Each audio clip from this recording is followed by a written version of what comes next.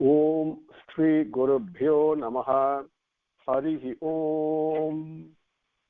Sumukascha Ekadantascha Kapilo Gajakarnakaha Lambodharascha Vikato Vignarajo Vinayakaha Dhumaketu Ganadhakshaha Palachandro Gajananaha Vakratundaha Surpakarno Herambaha Skandapurvajaha Suklam Bharadaram Vishnum Sasivarnam Chaturbhujam Prasannavadanam Dhyayet Sarva Vignopasantaye Yasyat Viradavatraadhya Parishadhya Parastatam Vignam Nignanti Satatam Vishpaksenam Tamastraye Gurur Brahma Gurur Vishnu Gurur Devo Maheswaraha Guru Sakshat Param Brahma Tasmai Sri Gurave Namaha Satchidananda Rupaya Krishnaya Aklishtakarine Namo Vedanta Vedyaya Gurave Buddhi Sakshine Krishnadvaipaya Namjasam Sarvabhuta Hite Ratam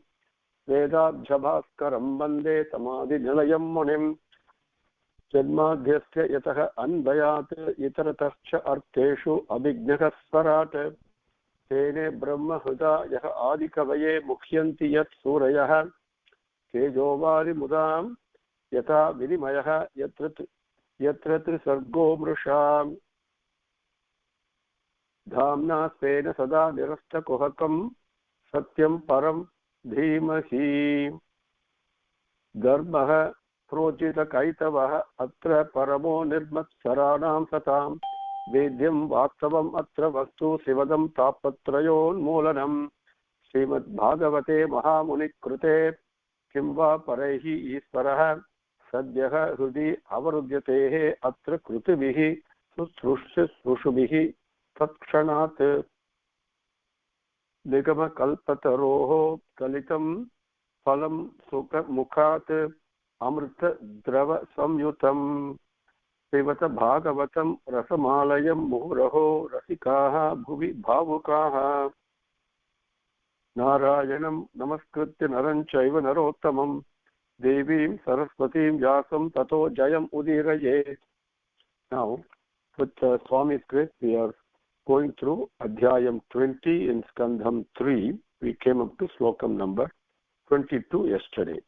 Now, this particular Adhyayam, in response to Vidura's question, Maitreya is describing how the process of creation takes place. Now, creation does not mean only you and I. It does not mean just a Panchabhuta girl, right? There are so many other things that are part and parcel of our life. So each one is being described here, including the five types of ignorance that we have that was also created, right? The moment the Maya came, the power of separation, obviously ignorance also was created. Then the basic thrust behind creation is Bhagavan, the job, the charter that he gave to Brahma was to go and procreate. In other words, that's how creation takes place. Not only human beings procreate, the population increases, but also the animals, the plants, and everything has this tendency to, as this natural inclination to procreate, and that is the charter that's given by Bhagavan. In that process, there are various things that have been created. Now, with Bhagavan grace, I thought, based upon the response from one of you last night, I said it may not be wise to go through this Adhyayam Slokam by Slokam and give you the Padamarthangal, because that requires to understand this, to take this lesson from Vyasa Bhagavan, as he has written, requires a certain level of preparation, mental preparation, intellectual preparation, and beyond that, a certain spiritual preparation is required. A certain level has to come in order to understand the messages given here. So especially Padamarthangal, and the way that it is described so beautifully that one can enjoy it, truly speaking. So what I'm going to do today with Swami's grace is take up from where we left off and take you right through this Adhyayam, but give you the essence of the various slokas instead of giving you Padamarthangal.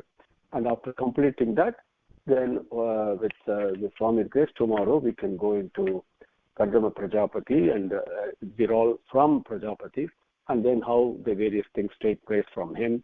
That may be a little bit easier for you to understand. So the first thing we saw was the creation of ignorance, right? And Brahma was not happy with it, and that also we saw in Slokam 20 and 21, and then came hunger and thirst that were created, which are the Rakshasas and Yakshas, and then the Devas were created, which we saw in 23. Now, 22. And then in 23, after the Devas were created, which is from the Sattvic aspect. Again, each one of these is part and parcel of you and me. If you personalize it, you will see how it is present. Okay, every one of this. The ignorance, hunger, thirst, the Sattvic tendency, then comes the sexual tendency. That was also created. And because the nature of that particular tendency is that it is basically uncontrollable by people who do not have self-control. So when that kind of a thing happens, in life we tend to turn to Bhagavan only, right? Beyond a point, it's no longer, people are not interested. Truly speaking, Godward-born people are not really interested in sex. So Brahma goes to Swami, Srimad Narayana, and said, Swami, what to do, right? And then he says, no, do not worry. And then he prays to beautifully, see, there is a beautiful phrase given here, Bhaktanam Anurupatma Darshanam. That's the way it describes Srimad Narayana. Bhaktanam Anurupatma Darshanam. Bhagavan appears in the form that is desired by the devotee. Very important.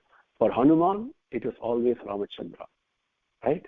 For Krishna Bhaktas, it is always Radha Krishna. So whatever form that the Bhakta desires, then Bhagavan appears in that form. So here Brahma desires Srimad Narayana's form because that's the one after his meditation tapas he got. So he was praying to him, Bhagavan appeared to him, and then he advised him. He says, no, okay, this thing that is occupying your mind about the sexual tendency and how to get rid of it, so leave that aside. And what happened was that became the Sandhya Kalam, what we call the dusk. So which is the time period that the demons and the asuras, so to speak, the demonic tendencies, asuric tendencies, people who do not have self-control, that's the one that promotes passion, right? The morning time, morning Sandhya Kalam, the dawn, is actually promotes spiritual activities, whereas the evening one promotes passion, the rajasic qualities. And so that thing happened.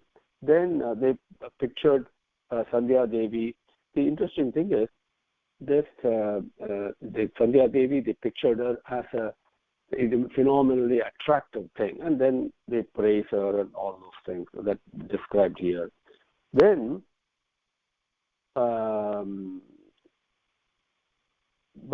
Brahma, now that he has this creative power within us, once the basic idea is to stop creation, and for that, I have to turn my mind towards Bhagavan, which is what he did. When he faced with a major problem, right, immediately Brahma turned to Bhagavan and he got a way out. Then Brahma created the Gandharvas, the Gandharvas, and the Apsaras, and they had their own phenomenal beauty. Then he abandoned that aspect also because he was proceeding with creating different things, and that it was like that form, like a beautiful moonlight it was, And then various Gandharvas like Viswavasu and all that, they adopted that particular form, that body, which means shining like the moonlight. So when you see a full moonlight, there is a special feeling there. And those are the Gandharvic and Apsaras feeling, right? They're all present. They're not cognizable by the senses, but very much present. So look at it that way. Then Brahma, the very interesting thing, also what we call as somberitanam, lassitude, lethargy. Out of the lethargic aspect, which is really an aspect of the tamasic gunam. Remember, the whole prapancham, the nature gunam is very first we saw how the prakriti was with the three gunams, and with the passage of time that got disturbed. So the tamasic gunam of the prakriti, right, which creates the lassitude, the lethargy, the somberitanam, as we call in Tamil, and that created the bhutangal and the pisasangal, as we call them. And then, but because their appearance are so repulsive and revulsive, Brahma moved away from it. And that aspect in Prakriti, creative thing, the creative creation, see, everything, if we must keep on reminding ourselves, is really effused only with prema. Okay, Bhagavan appears in different things. Sometimes we like, sometimes we do not, we dislike them. We have to overcome that. These are all the appearances only that we should not react to. We should train ourselves to go deeper and look at the constancy. So the Bhutangal and Pisasangal, because they are so, obviously they are repulsive, and so Brahma moved away from it. And then this lethargy, the somberitanam or lassitude, is characterized in our own life in many ways, and one of them is when we yawn, when we sleep, for example. That is also created. And then that was taken by this Bhutangal and Pisasangal. That is why, and with the impurity in our mind, when people sleep, they all drool only. There is drooling that happens in sleeping. And the pure mind, it will never happen. The impurity, it happens like that. And we also get certain dreams that are scary and stuff like that. These are the existence. These are the things that happen due to the lassitude, the sleep and the yawn aspect of the creation. At that time, obviously, all the senses are all tired. That's why we go to sleep. And when they're tired, and then when we sleep, so we actually, the word that Vyasa Bhagavan uses, Maitreya uses, is unmadam. Unmadam means like a madness it is, right? And the way that we sleep, right, if you really look at it, completely devoid of, the senses are completely absent. They don't react to anything. The mind is the one that is acting, very active, right, before you go to deep sleep. So that is taken over by the Pisasas and the Bhutas. And we do get nightmares and stuff like that. Then the energetic aspect, that's the tamasic aspect. Then we saw the sattvic aspect. Then also the rajasic aspect, the energetic aspect. He created the Sathyas and the Pitrus. And they are invisible but very much present. And they took the aspect of this creation of Brahma, and then they live. So even though they are invisible, they are very much present. That's why the performing Sraddham is very important, extremely important. They are very much present.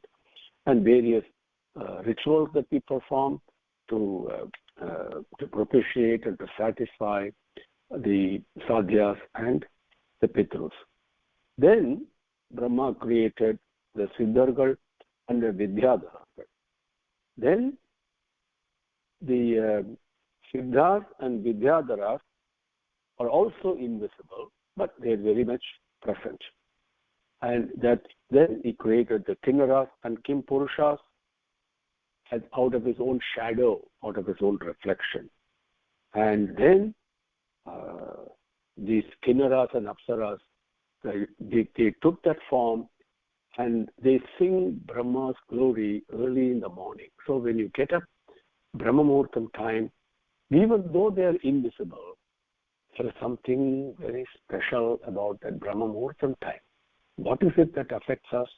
It is the presence of these Apsaras and Kinnaras who are singing Bhagavan's glory, Kim Purushas and Kinnaras. Okay? Then, in spite of all this,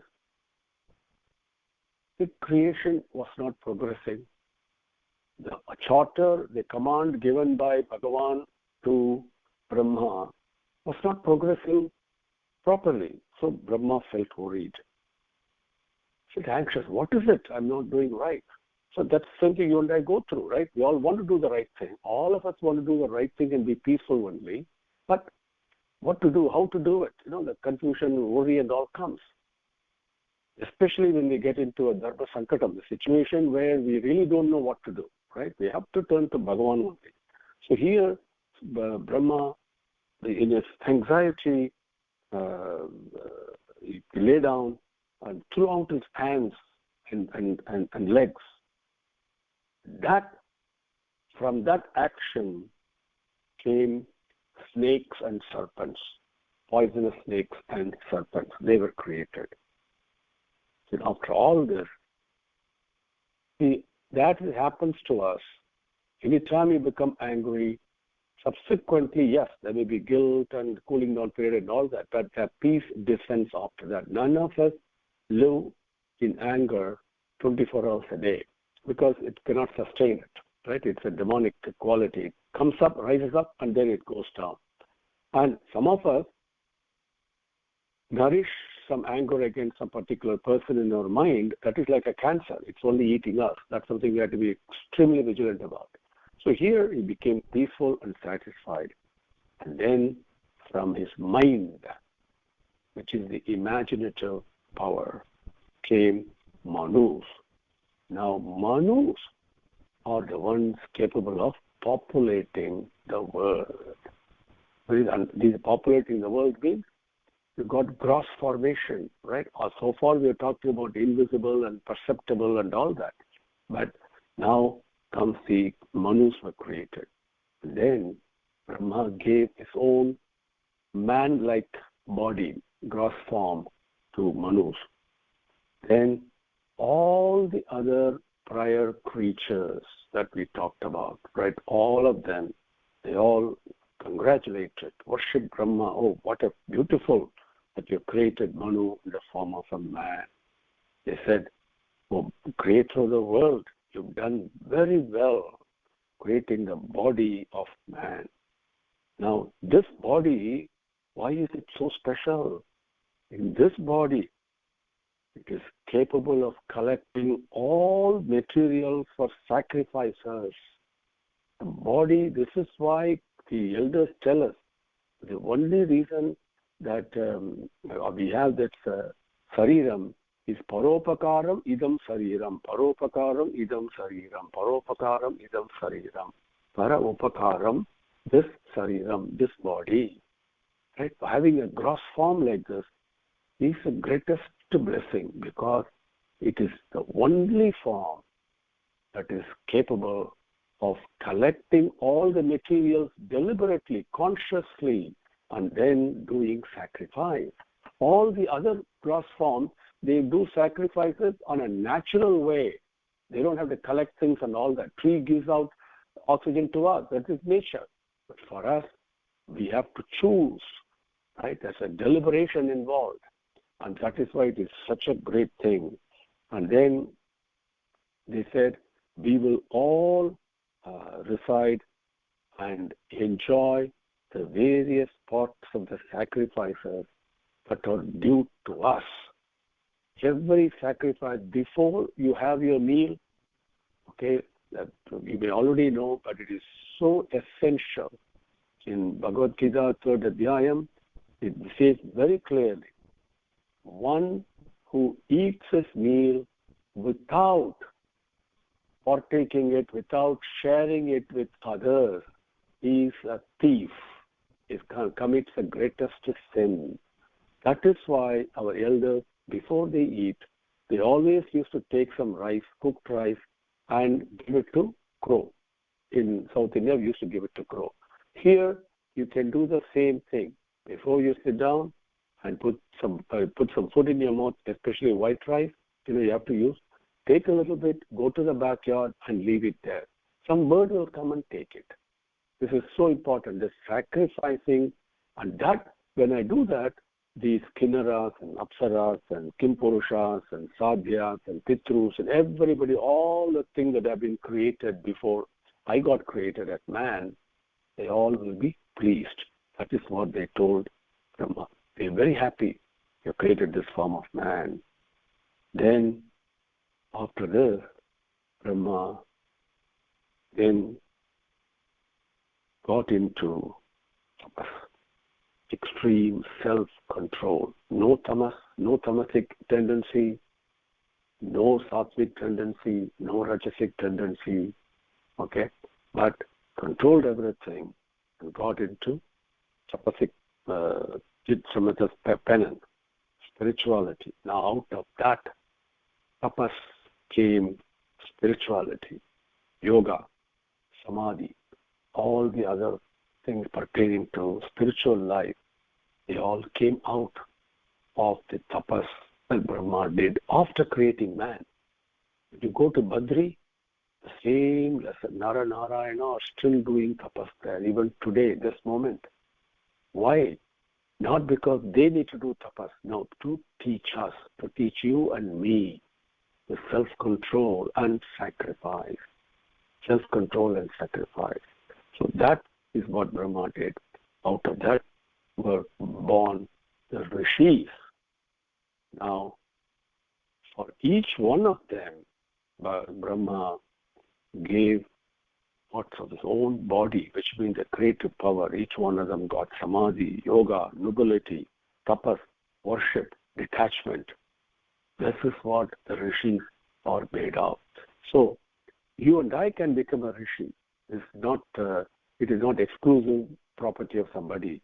It is a quality and the character that makes me either a demon, like a bhutam and a pisasam without any self-control, or a human being who's performing the acts of sacrifice and sharing love, or rise up to the level of a rishi and finally a saptarishi, which is yoga, samadhi, nobility, tapas, detachment, which means attachment to Bhagavan all the time. So those were the process of creation. Then that is the way this adhyayam ends with Slokams 53. Now the next adhyayam is 21, which talks about Kardama Prajapati's creative role.